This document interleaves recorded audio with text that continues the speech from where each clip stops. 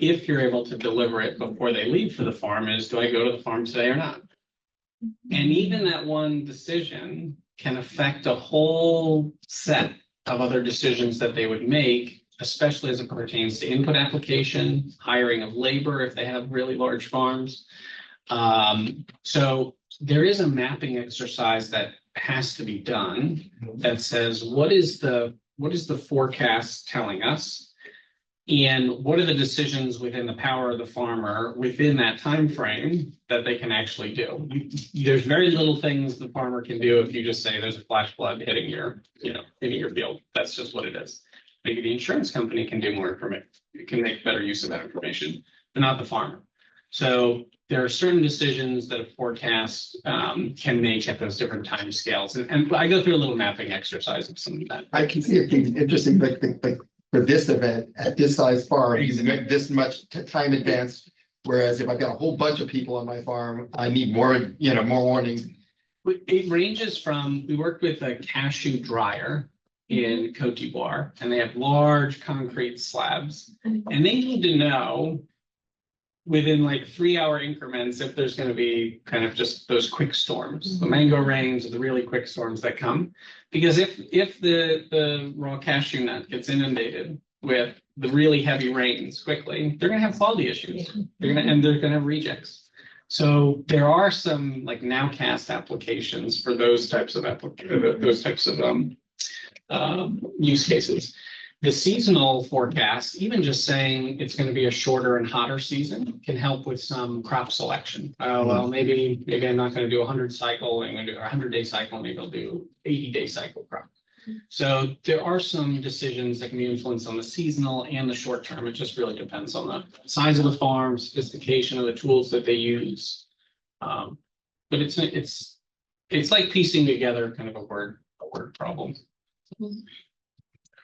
So have you done any of those forecasting models, like what decisions you can make? Yep. Okay. So for specific value chains or commodities or countries? Yeah, so in 2015, when we started our first commercial product with MTN in Ghana, we found that a 2-day SMS-based keyword forecast that basically says, today, high chance of rain, morning time, tomorrow, dry, will have influences on whether or not they go to farm, if they plant that day, if they apply fertilizer that day, if they apply any basically inputs that day, and if they hire labor.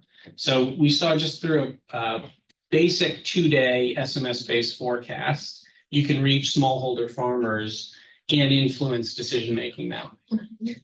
We said, okay, let's layer on seasonal. So then you give the 3-month outlook. We go up to 7 months now. You give that outlook, then they're starting to change which crops to plant. Or how many cycles do they plant? Are there any rotations that they want to do? So if they know it's going to be, fairly good conditions, then they know what to do with that. If you start alerting to, let's say, El Niño or some other effects, then they'll change their decision. Then I would say 3 years ago, we started layering on what we call climate smart advisory. And so there we started working with specific companies who had a weather pain point. So we have a couple of case studies. One was Value Seeds in Nigeria. And there they had a lot of farmers having the inability to repay their input credit. And so we ended up bundling. They had their traditional kind of farmer training program. So we bundled this digital service that would look in our weather model and say, this is the recommended sowing date. And also this is a 2-week dry spell period. So we used to start giving farmers dry spell 2 weeks, sowing date, and then application of certain fertilizers. And this is not an AI-based model. It's literally looking in the forecast for a series of conditions to be met. It's a threshold trigger-based system on the forecast. And so from there, it actually increased the input repayment rate. So it's like from 60 to 90% because there was less replanting seed costs and there was less. So we were able to, through that proof of concept, basically prove that the savings were paying Ignitia. So they we're getting repaid back enough to afford the service as a bundle. So there, the agribusiness is actually paying for it, the service on behalf of the farmers. And we've also done other work with input companies like OCP and others to have some weather challenge. If they're investing so much in the seed technology or the fertilizer technology, they have a vested interest in making sure that the seed doesn't have to be replanted and that the fertilizer isn't being washed away by a heavy storm in the next 48 hours. So they want to make sure there's some impact coming from that. How about things like leveraging phase forecast to help drive land allocation?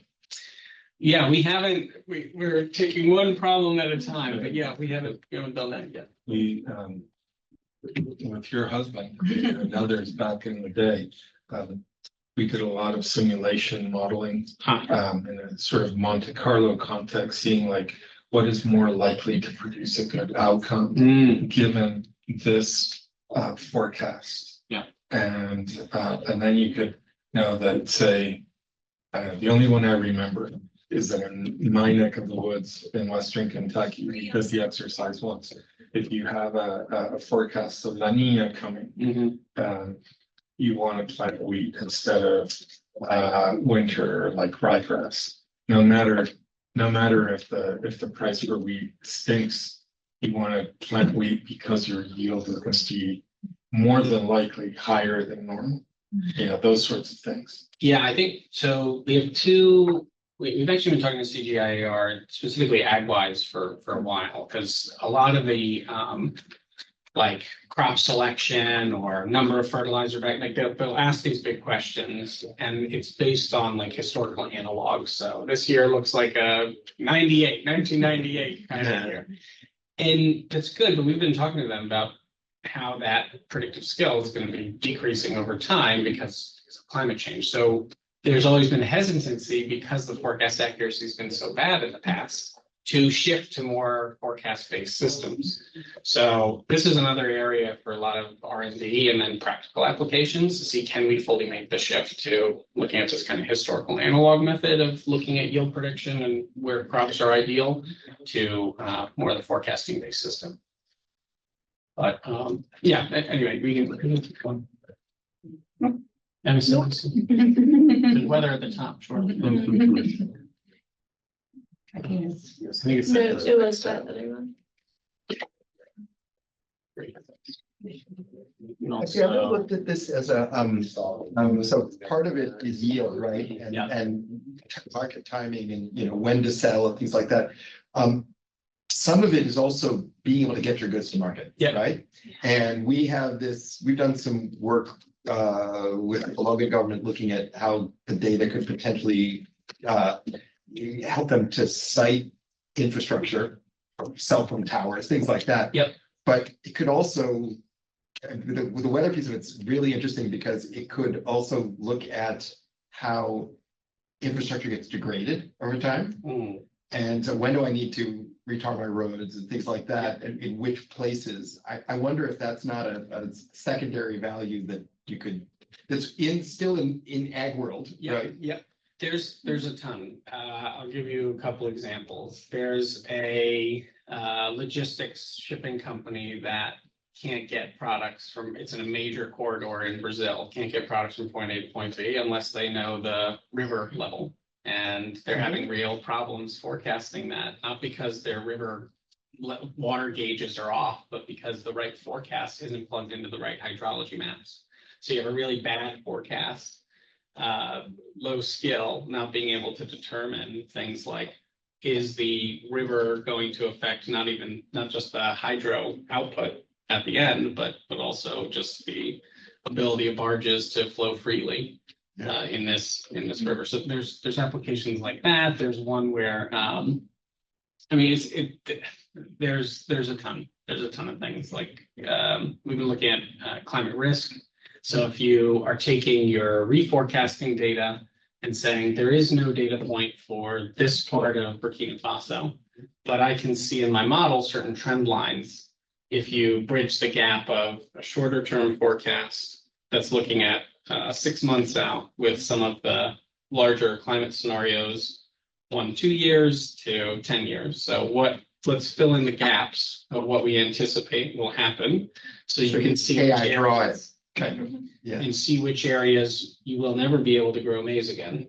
And then how do you start shifting livelihoods, or at least informing, let's say, ministries of agriculture and other bodies to prepare for these types of longer term changes? Because you're only going to see the little snippet season. Oh, I'm seeing more incidents of dry spells, so I'll go into a couple more examples. Okay. Well, maybe you'll address it. I just have a couple of Yeah. questions. Well, one is I wanted to understand like how you're packaging this, Yeah. right? Is That's- that right? Let's fast forward. We'll go to some of these. So we go to the next slide. Just briefly, there's basically four these elements towards creating impact with the weather and climate information services. So this is related, like, let's find out where there's weaknesses in the data itself so that we can have high forecast skill to serve as a basis from. You don't want to, like you saw on that map, there are parts of Burkina Faso where it's like, oh, my day one forecast accuracy is 50%. I probably shouldn't be telling farmers about when to plant if half the time I'm going to be wrong. Like that's not a great, it's not a great look. The second is co-designing the value proposition with the target audience. So because we started in Ghana in 2010, we really focused on those weather vulnerable segments, starting with smallholder farmers. So how do they interpret let's say we just did this test with Bopink in Kenya. If I say to a farmer over WhatsApp, there's an 88% chance of rain tomorrow, and you just listen, how do they interpret that? And they'll say, it is going to rain and it's going to be a super heavy rain. And so there's areas where they'll conflate chance of rain with precipitation amount. So you really need to figure out where you need narrative or voice or other ways of communicating the weather parameters in a way that makes sense to your end users. And then different partnership models, so direct to consumer or mobile network operators, B2B partnerships, or just as a data provider to governments.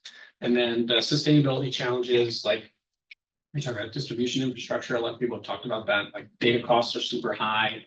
For me to send an SMS just over the border from Ghana to Burkina Faso is 5 times the cost. It's just because it's not a competitive MNO environment. Perpetual NGO and donor piloting. Let's leave that point there. And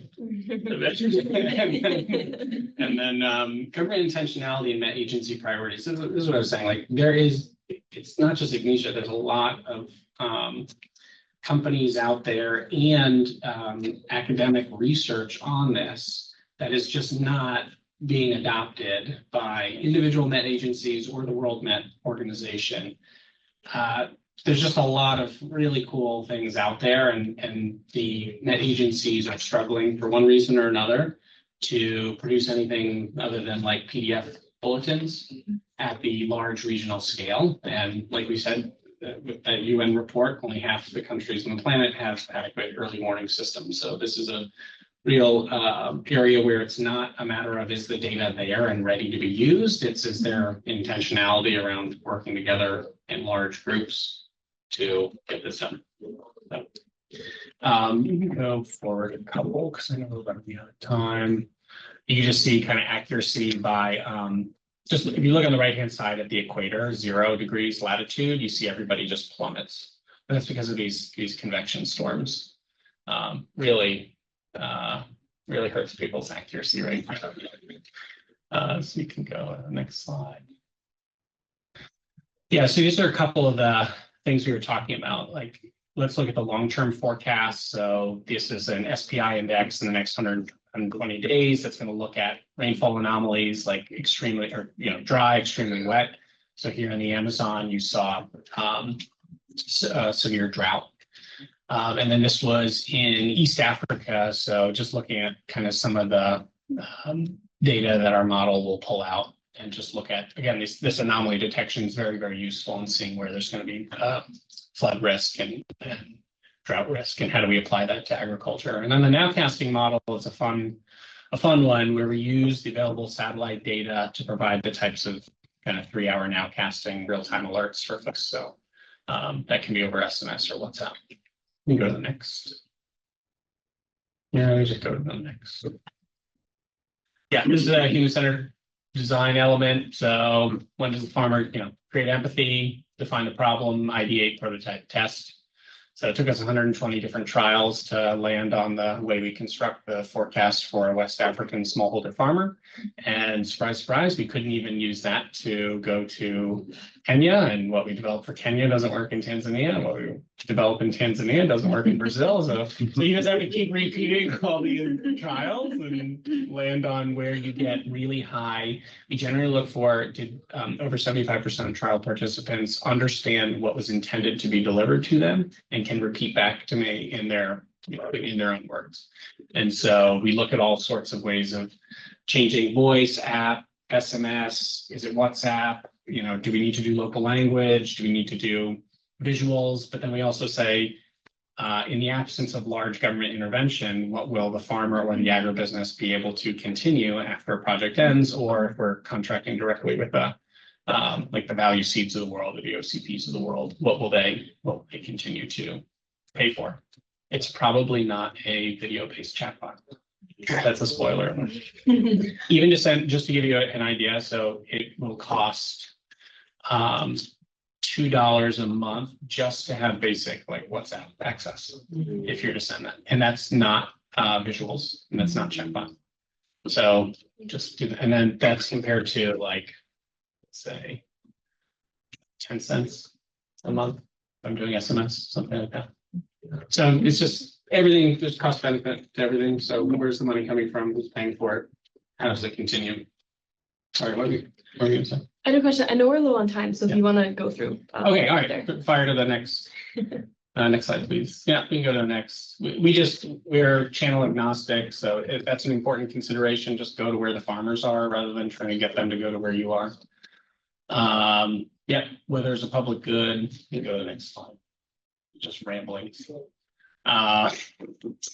Partnerships are really key here. So we'll either go directly to the consumer through a channel like WhatsApp, or we'll work with mobile network operators. So in West Africa, we partner with MTN and Orange. In Latin America, we work with Claro. And then looking at I know market systems is kind of out as a fad, but I still love it as a concept. So we will try to look at who's already working with farmers in the environments we're in, and try to work with them. And so sometimes it's like we're a WFP program partner. Sometimes it's an implementing partner like Heifer, or other times it's a private sector company. We can go to the next, please. Just co-design. So really just looking at getting at some of those questions, like what is the weather-related challenge and how do we define that? And let's test out if better weather data is going to actually make a difference, and see how we can package it, and see if it actually makes a difference. Go to the next slide, please. This is an example. So we had a lot of, this is kind of funny. We had a lot of farmers start asking us for PDF reports. And we were like, well, what? Like, we're you don't want like a fancy chatbot, blah, blah, blah. And some will want that, but our farmers wanted a PDF report, and we were like, what are you doing with this? Yeah, like an actual PDF, so they could send it over email. Some of them were going to banks and agricultural lenders, and they were using it to talk about the amount of input credit they would qualify for. So if they could show that they were going to have a good season, or a relatively good season based on these kind of outlooks, that they were using it for access to finance purposes. We're like, okay, interesting. So then we're iterating these ideas to show, okay, let's go a little deeper. What can we see in the historical data? And when Ignitia doesn't have the data, let's pull in vegetative indexes or SPI index. Let's pull in other data sources so we can create a composite score, so that we can make this a more actionable product to help promote access to finance or better insurance. Go to the next slide. See, I told you we would have some of the same people. Yeah. This is just showing how we can transfer from like implementing organization subsidies into long-term sustainability. So if there are particular segments of farmers that are higher risk to do business with, and Guinness just wants a certain tonnage, a certain quality control at a certain price point, then there's ways for us to work with these cooperatives to make sure that they can do the kind of quality control, but a lot of it has to do with adding the what we call the climate smart advisory into the digital extension. So they're getting the forecast and they're getting this agricultural advisory. I think there's a couple more case studies. We can go to the next slide, please. This is one of the grain qualities. So we're able to have the reject rate. This was a series of cooperatives supplying Nestle food brands in Nigeria, and we're having a lot of fungal diseases. So there's little things like, okay, you have a maize crib, don't open the door because there's going to be high humidity over the next week. So things like that to avoid exposure to moisture in the air. But again, we're not experts in all these weather-related challenges. We just have to listen and then understand how do we code that into the triggering engine so that it can nudge farmer behavior in this way. So you go to the next slide. This was that value seeds input credit. So there were a lot of unexpected rains, which led to loss. So there's kind of advisory messages on postponing kind of drying and harvest steps. Yeah. Maybe I can also share this with you guys. Why don't I? Yeah, you're gonna go forward, maybe one slide, please. You can do one more. Yeah, I can share some of these, but we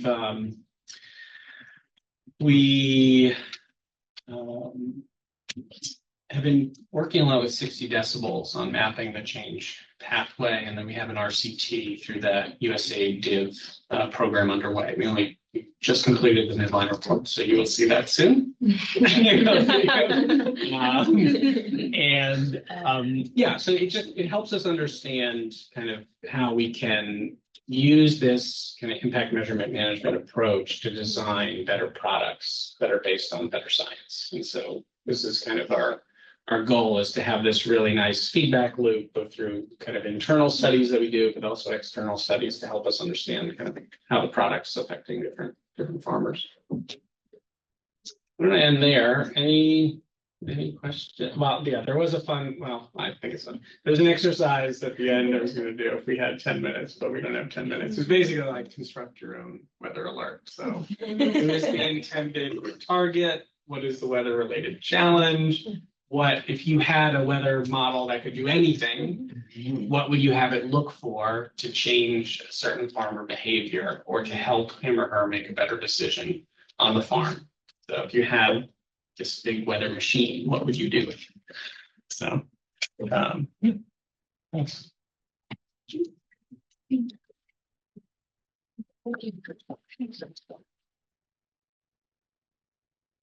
Did you have a question? Yeah, I did have one question. I'm curious, always curious, like in the piloting phase, as you're doing more of the A/B testing, like amongst the populations that you want to work with, but you're still refining it.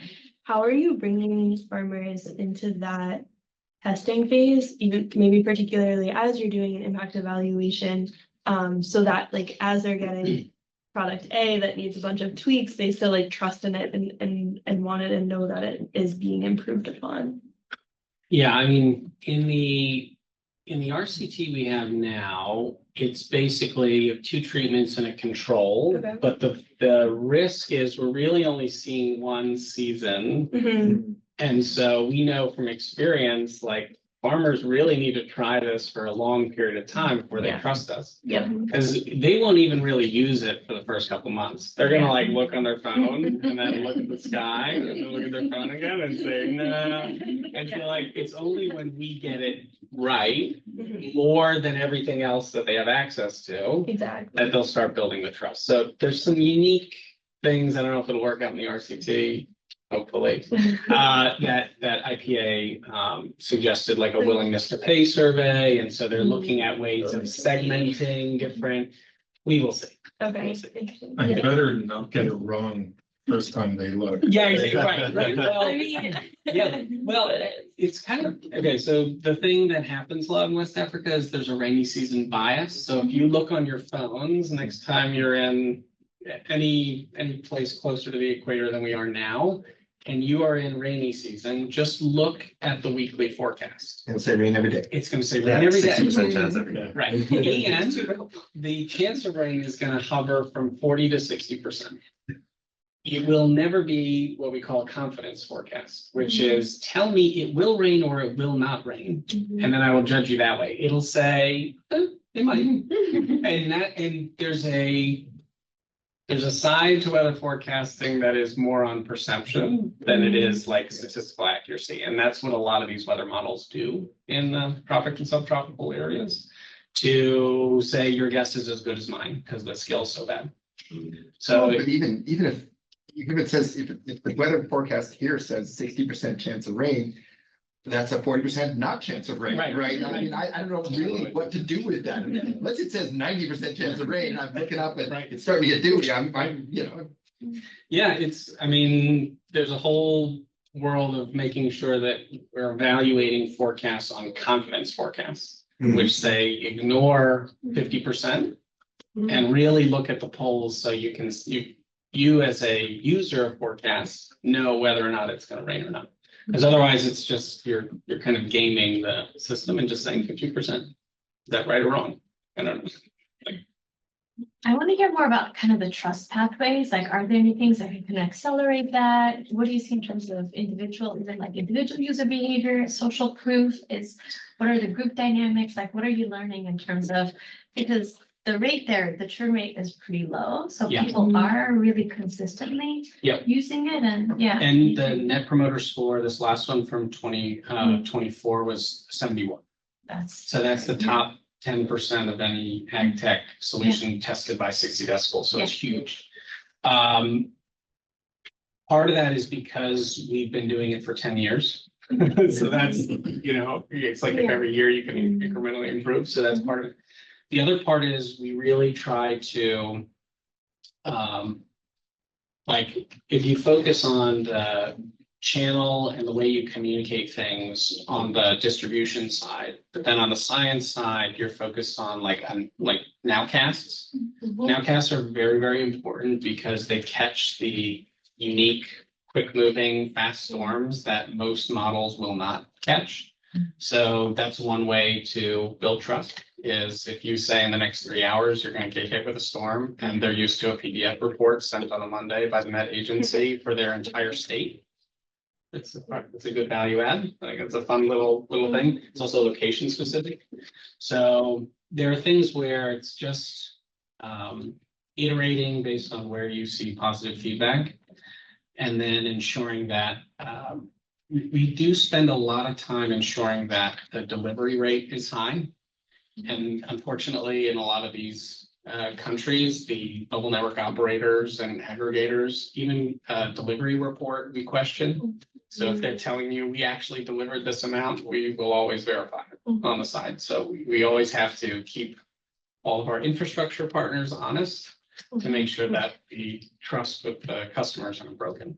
So part of it is just making sure we're iterating, and then we will use, so if we see churn rate jump in a certain area, we're going to put all of our resources there to say what happened. Was it a science problem? Was it a delivery problem? Was it the product? We launched a new feature and it was not well liked. It's one of the quickest ways. Farmers will drop us in an instant if we don't add value.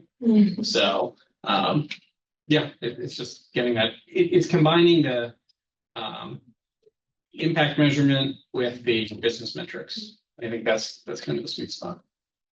I'm gonna follow up question. So go ahead. Oh, no, Actually, I no, didn't see it. I don't have a Okay. question. Is there a way that you're capturing like actions that they're taking outside of these evaluations? Like, is there any in-app data, or have you experimented with anything like that? Like, Yeah, so SMS won't have it. That's the unfortunate side. But with WhatsApp and with the weather dashboard, there's a couple different products. With the weather dashboard, we'll start seeing user feedback. So it started as testing, like thumbs up, thumbs down. And so this is where we can start building a lot of these interesting data sets to see when we gave a piece of advice, did that work or not? Problem with WhatsApp is it's exclusionary and just allows us to only reach wealthier, relatively wealthier farmers. So it's kind of a shame, like the way you do it in SMS is still like phone surveys. Yeah. And do you work, when you're working like with Farinaya, right? It's a Guinness aggregator group, you know the guy. So when you're working with Farinaya, are they your champion? Do they teach people how to, because it's probably, if I just got this on the phone, Yeah. I'm not entirely sure how I would use it. I might intuit correctly, but I might not. It might make me feel overwhelmed. And there's the question is, if they don't trust you, they might still trust Farinaya, right? Yeah. So when we're working with cooperatives or farmer associations, there's usually some lead farmer or like a digital champion within the group who will either be somebody who's contacted us, or we just know through working with that group that this is the point person. And so we'll hear all of the mostly complaints. People won't talk to you about all the positives until like, you know, the next season when they renew or not. And so that it's through that digital champion that you would kind of convey any of these. We've developed some training materials, so sometimes that helps in saying like, make sure that this is common. The other thing that happens is, you know, in villages, even if somebody's receiving a message, they don't understand it, they'll ask their kids or their neighbor or someone. So there is some good network effects that happen anyway, even if, you know, the person who's receiving the message isn't the person who's like interpreting it every day. So there's a couple of ways that we kind of get at that kind of access and making sure that we have these champions either at the group level with Canon and Farinaya or the community level. We actually were testing like if we just send one message per pixel of our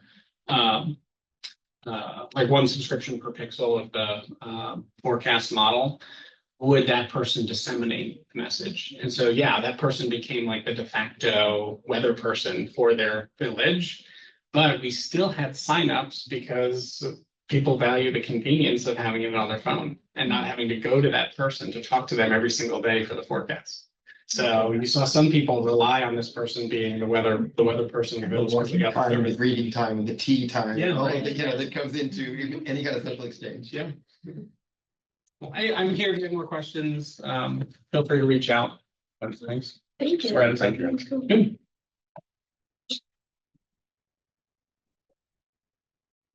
If anything, can-